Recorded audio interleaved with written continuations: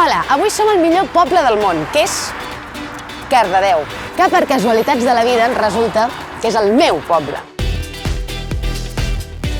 Hi ha moltes coses que us explicaria de Cardedeu.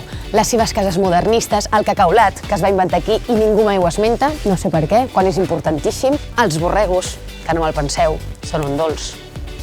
Però avui vull parlar-vos del nostre museu, el Museu Arxiu Tomàs Balvei.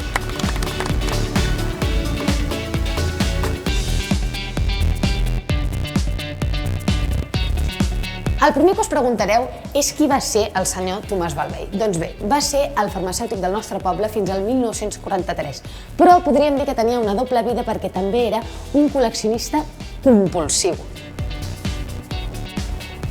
Al llarg de la seva vida, el nostre amic Tomàs Balvei va anar recopilant tot d'objectes i documents que ara són de gran valor per entendre com era la vida del nostre poble.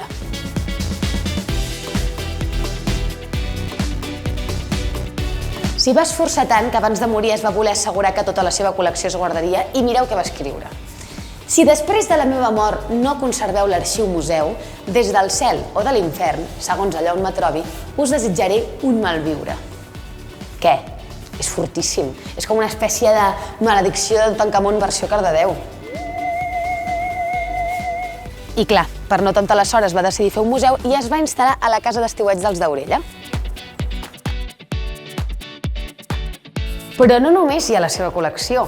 També podeu veure l'evolució del poble des de l'edat mitjana fins a l'actualitat, passant per l'època modernista, quan els burgesos de Barcelona venien a estiuejar. De llavors és la famosa frase «un palco al Liceu, una torre a Cardedeu», perquè aleshores era el màxim al que podies aspirar. Què? Com us heu quedat?